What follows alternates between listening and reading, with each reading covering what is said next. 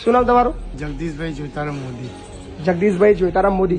કેટલી ઉંમર તમારી? ઉંમર 58. 58. આજે બર્થડે છે મારો. અચ્છા, વાહ. પહેલા તો જન્મદિવસની શુભેચ્છાઓ. કયું ગામ તમારું? મૂળ ગામ વિજાપુર, પર વર્ષોથી બોમ્બે રહેતો. અચ્છા, બોમ્બે રહેતા હતા. કોણ છે તમારા ફેમિલીમાં? અને કોરોના પછી આપણે અમદાવાદ નારાયણપુરા એક બાબો અને એક બેબી છે. અચ્છા, બાબન બેબી છે. તો તમારે અહીંયા આવવું પડ્યું, મને નવાઈ લાગે છે. અહીંયા થોડા સક્ષમ બી લાગો છો. સ્વામિનારાયણ 25 સત્સંગી છે. અચ્છા, પણ છોકરાની બહુ થોડીક એવી છે. આ બધા જીવનની અંદર છોકરાઓની બહુ તકલીફ આવે છે. આ બધા બિચારા છે ને, જેટલા બી આ બધા છે ને, બધા દુખિયારા છે. અને 90% બધાની સમસ્યા છોકરાની બહુ. આપણા જો બાપ એટલા બેઠા એ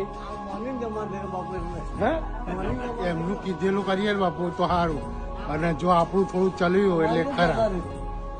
અને મહાશિવરાત્રી તો એવી ગાળો કાઢી મને તું તારી કરીને મારી લાઈફમાં કોઈ આવું કરી દે. શિવરાત્રી દિવસે શિવરાત્રી શું તમારા જીવનમાં તમારા ટાઈમમાં શું કરતા હતા તમે કામમાં? હું મારા ટાઈમમાં એસએસસી ભણે પછી બોમ્બે ભાગી જતો હતો. અચ્છા, નોકરી ધંધા કર્યા પછી લાસ્ટમાં મારા બાટા શોરૂમ હતો. અચ્છા, નાનો 7 વર્ષથી હતો. તમારો પોતાનો શોરૂમ હતો? બાટાનો શોરૂમ. તમારો પોતાનો શોરૂમ?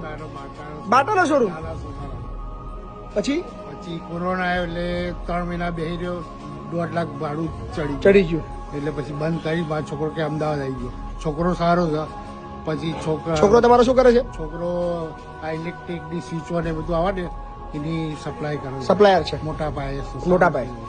આવક બી સારી છે? આવક સારી છે. કેટલી મહિને કેટલો કમાતો છે છોકરો? 12-13 લાખ કમાય છે.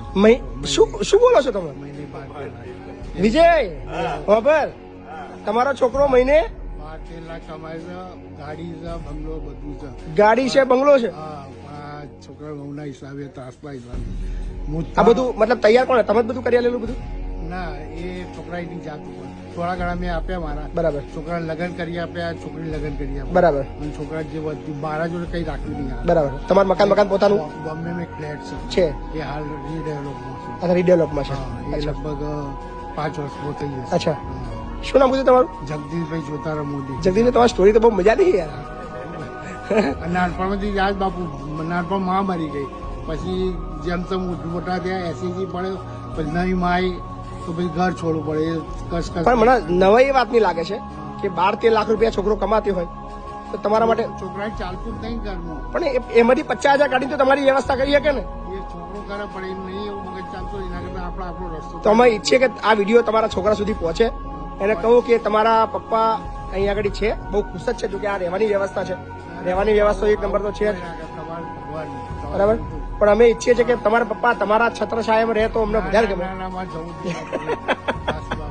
લાસ્ટ મારી છેડો આવી જવું છે. બરાબર. સુકો રોટલો ખાવો સારો. સાચી વાત.